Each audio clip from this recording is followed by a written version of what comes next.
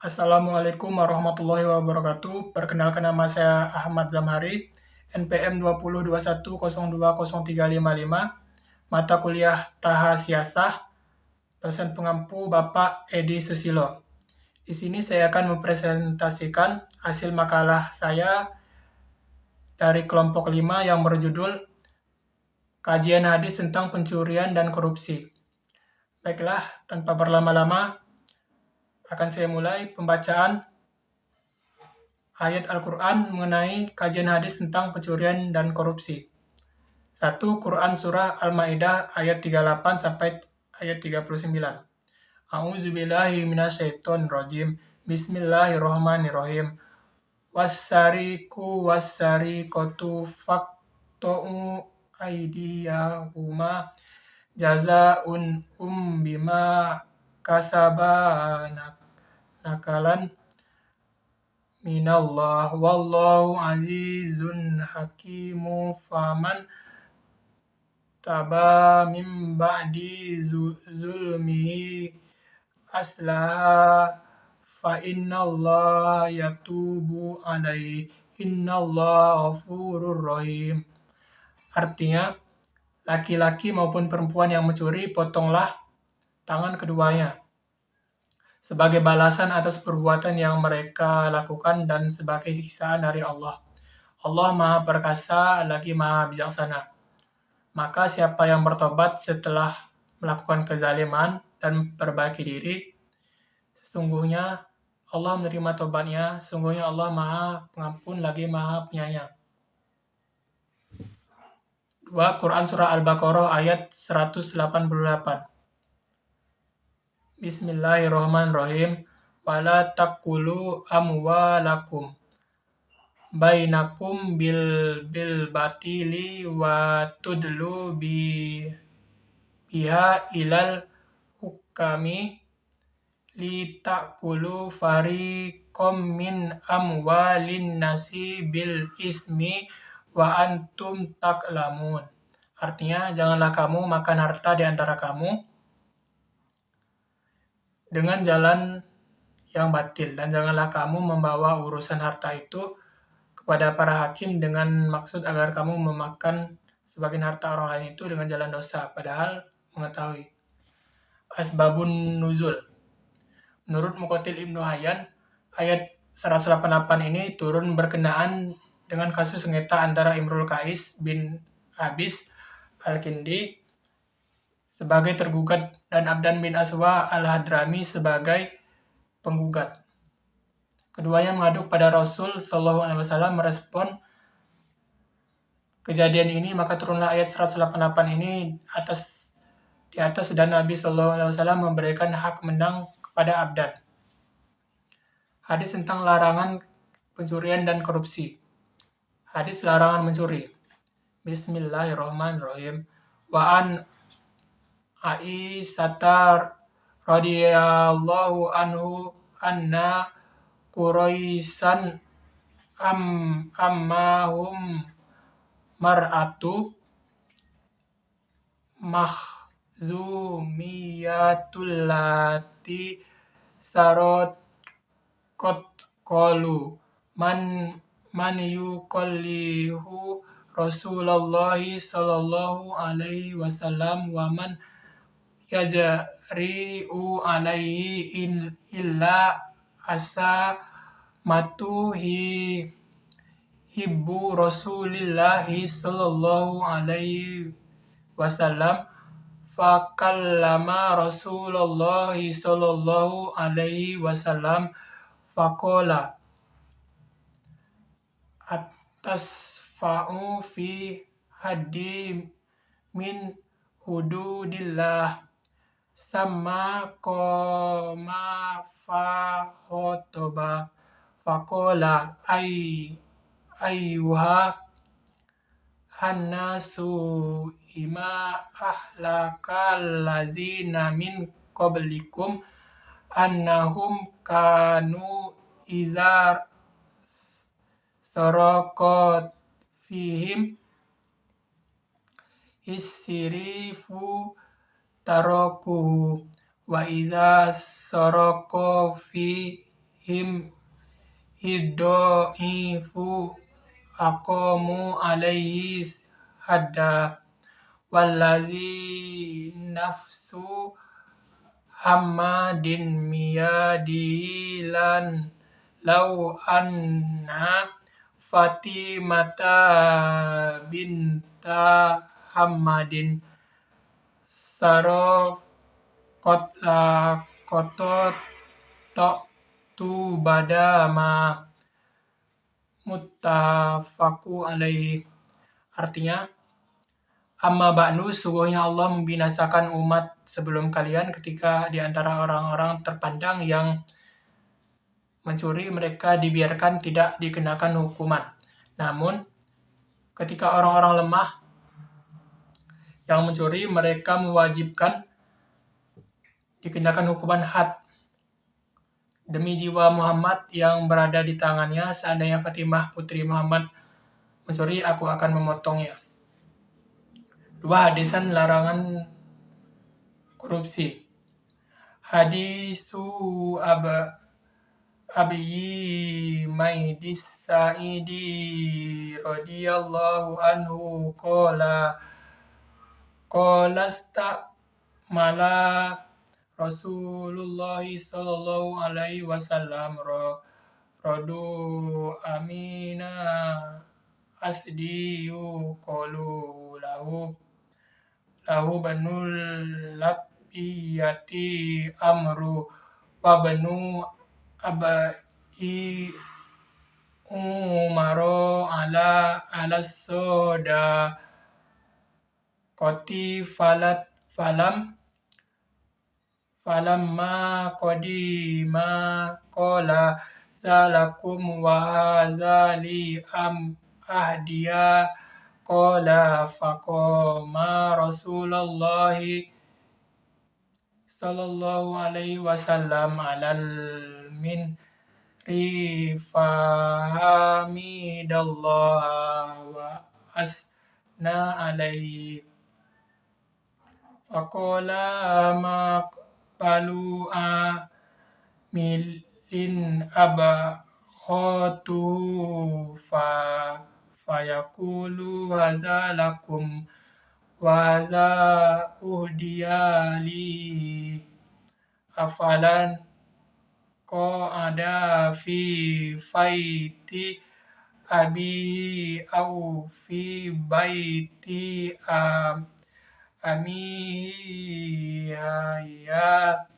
tanzuru aidu ilaihi amla wallazi nafsu Hammadin biyadihi ayanalu ahad minkum minha say'an illa ja'a bihi yaumal qiyamah miluhu ala unuqihi ba'irun lahu rughun aw baqaratun hahurun aw sa'un tairu summa rafa'a badaiha hatta ra'aina khura ibta'i summa qala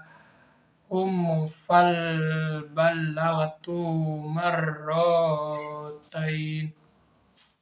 Artinya diriwayatkan dari Abu Humaid As-Sa'idi radhiyallahu anhu, ia berkata Rasulullah sallallahu alaihi wasallam telah memberi tugas kepada seorang lelaki dari kaum Al-Asad yang dikenali sebagai Ibnu Lutbiyah. Ia ikut Amru dan Ibnu Abu Umar untuk urusan sedekah. Setelah kembali dari menjalankan tugasnya, lelaki tersebut berkata kepada Rasulullah SAW, ini untuk Anda dan ini untukku, karena memang dihadiahkan kepadaku. Setelah mendengar kata-kata tersebut, lalu Rasulullah SAW berdiri di atas mimbar. Setelah mengucapkan puji-pujian kehadirat Allah, beliau bersabda, "Adakah patut seorang petugas yang aku kirim untuk mengurus suatu tugas berani berkata, ini untuk Anda dan ini untukku, karena memang dihadiahkan kepadaku. Kenapa dia tidak duduk di rumah bapak atau ibu, tanpa memegang jabatan apa-apa, sehingga ia menunggu apakah dia akan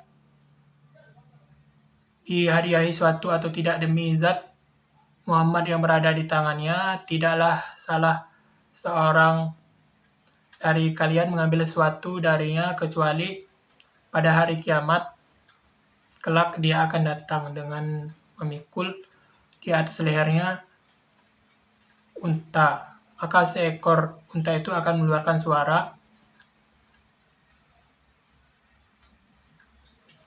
atau seekor lembu yang melenguh atau seekor kambing yang mengembik. Kemudian beliau mengangkat kedua-dua tangannya tinggi-tinggi, nampak kedua ketiaknya yang putih, dan beliau bersabda, "Ya Allah, bukankah aku telah menyampaikannya sebanyak 2 kali?" Hadis larang suap dan dilaknat. Bismillahirrahmanirrahim. An Abi Hurairah taqala la'ana Rasulullah sallallahu alaihi wasallam Rosiyya wal murnasiyya fil hukmi. Artinya dari Abu Hurairah radhiyallahu anhu, dia berkata, Rasulullah sallallahu alaihi wasallam melaknat pemberi suap dan penerima suap di dalam hukum. C. Kandungan hukum ayat dan hadis tentang larangan pencurian dan korupsi.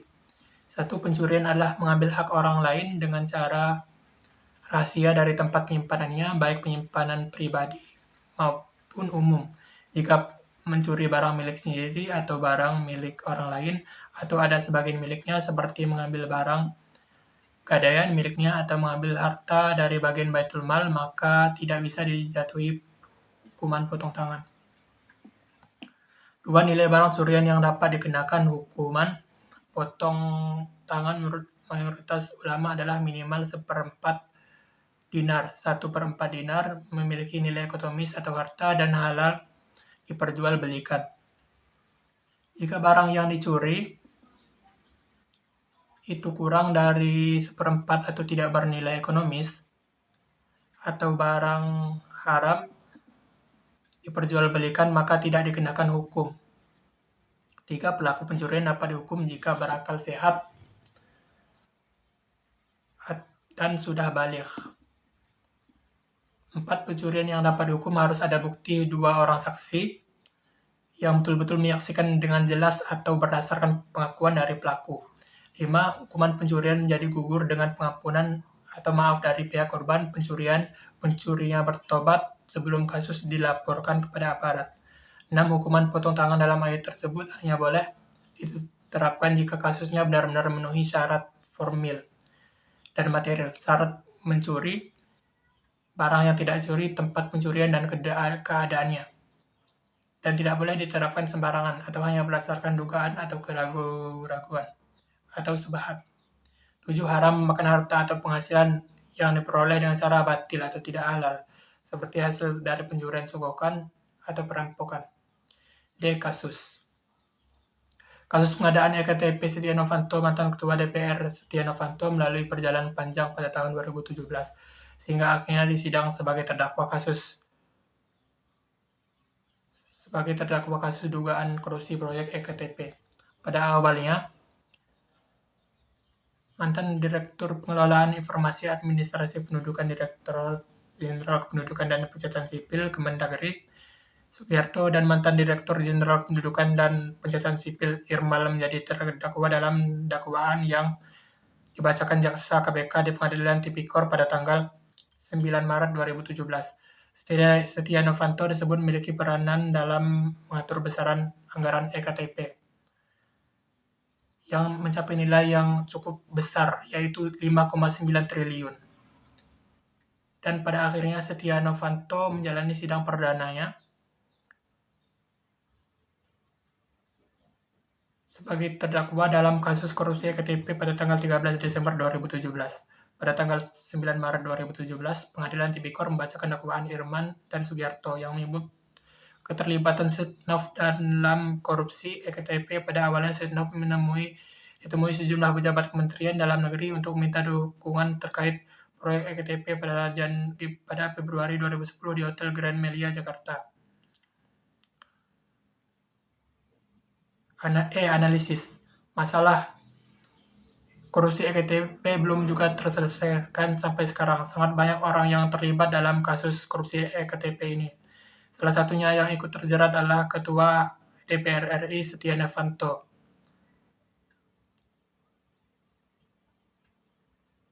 Sesuai dengan prosedur daftar pencarian orang yang tercantum dalam Perkap 14 tahun 2012 dan Perkaba nomor 3 tahun 2004, langkah-langkah penerbitan daftar pencarian orang adalah sebagai berikut, bahwa orang yang dicari benar-benar diyakini sebagai tersangka tindak pidana. Islam mengatur dan menilai harta sejak perolehannya hingga pembelanjaannya. Islam memberikan tuntutan agar dalam peroleh harta dilakukan dengan cara-cara yang bermoral dan sesuai dengan hukum Islam, yaitu dengan tidak menipu, tidak makan riba, tidak berkhianat, tidak menggelapkan barang milik orang lain, tidak mencuri dan tidak curang dalam takaran dan timbangan, tidak korupsi, dan lain sebagainya. Sebagaimana dalam firman Allah Subhanahu wa taala dalam surat Al-Baqarah ayat 188. Bismillahirrahmanirrahim. Wala taqulu amwalakum bainakum bil batili wa tudlu biha ilail hukami li takulu fariqam min amwalin nasi bil ismi wa antum takalamun. Artinya, dan janganlah kamu makan harta di antara kamu yang jalan batil, dan janganlah kamu membawa urusan harta itu kepada para hakim dengan maksud agar kamu dapat memakan sebagian harta orang lain itu dengan jalan dosa, padahal kamu mengetahuinya.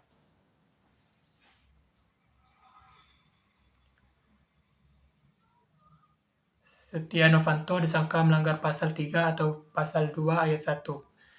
Pasal 3, setiap orang yang dengan tujuan menguntungkan diri sendiri atau orang lain atau satu korporasi menyalahgunakan kewenangan, kesempatan, atau sarana yang ada padanya karena jabatan atau karena kependudukan yang dapat merugikan keuangan negara atau perekonomian negara, dipidana seumur hidup atau dipidana penjara paling singkat 1 tahun dan paling lama 20 tahun, dan atau denda paling sedikit 50 juta dan maksimal 1 miliar. Kesimpulan, korupsi merupakan tindakan amoral yang bertentangan dengan nilai luhur seorang muslim. Seorang muslim dituntut untuk bersikap jujur dan amanah, sementara koruptor mempunyai sifat kebalikan dari itu, yakni penipu dan serakah. Dalam Islam, korupsi merupakan perbuatan fasad, yakni merusak tatanan kehidupan, mengancam jiwa dan harta baik orang. Pelaku harus mendapatkan hukuman berupa takzir setimpal yang bentuknya ditetapkan oleh hakim. Harta yang didapat dari hasil korupsi adalah harta haram. Keharaman harta tersebut tidak berubah jadi halal, meskipun harta tersebut digunakan untuk kebaikan atau kegiatan amal. Demikianlah hasil presentasi makalah yang dapat saya sampaikan. Lebih kurangnya saya mohon maaf. Saya akhiri. Wassalamualaikum warahmatullahi wabarakatuh.